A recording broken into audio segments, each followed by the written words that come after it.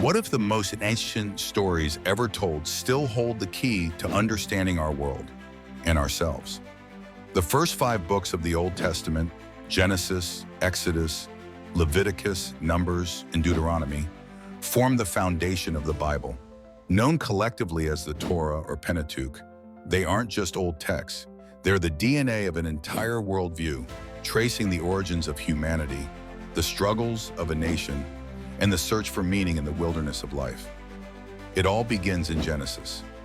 In the beginning, God creates everything: light, sky, land, animals, and humankind. It's a cosmic prologue, rich with poetry and mystery. But perfection doesn't last. The first humans, Adam and Eve, disobey. The fall introduces sin, shame, and separation. From there, Genesis becomes a story of families: Noah and the flood, Abraham and the promise, Jacob and his 12 sons. The book closes with Joseph, betrayed by his brothers, rising to power in Egypt.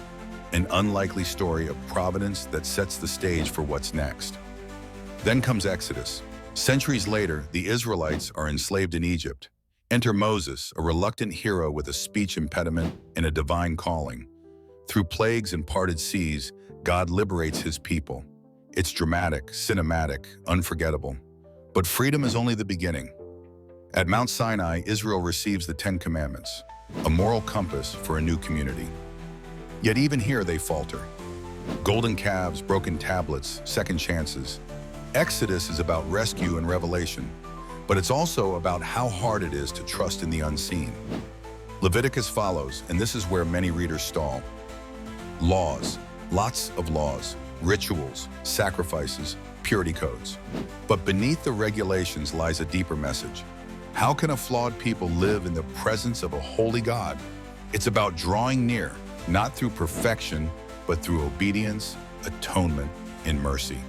Every offering, every festival is a step toward restoration. Numbers shifts the tone again. Now we're in the wilderness, a vast space of testing, rebellion, and wandering. Israel's journey from Sinai to the Promised Land should have taken weeks. Instead, it takes decades. Fear, complaints, power struggles, but also leadership, divine provision, and moments of surprising grace. Numbers is raw and real. It shows a people caught between promise and fulfillment, struggling to believe.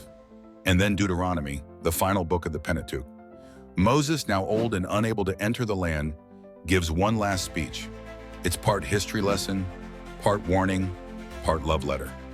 He retells the law, but with a heart that pleads, choose life, love the Lord, remember who you are. It's a crescendo of covenant and commitment, a call to remember, obey, and hope. Together, these 5 books trace a grand arc, from creation to covenant, from bondage to blessing, from chaos to calling. They aren't just history, they're theology in motion. They ask timeless questions. Where did we come from? Why do we suffer? What does it mean to be chosen? And how do we live in the space between promise and fulfillment? Maybe the real power of these ancient texts isn't just what they tell us about God and Israel, but what they reveal about ourselves. Our need for direction, our cycles of failure and forgiveness, our longing for a place to belong. So if you've ever felt like you were wandering, if you've ever questioned your purpose, your path, or your past, maybe it's time to return to the beginning.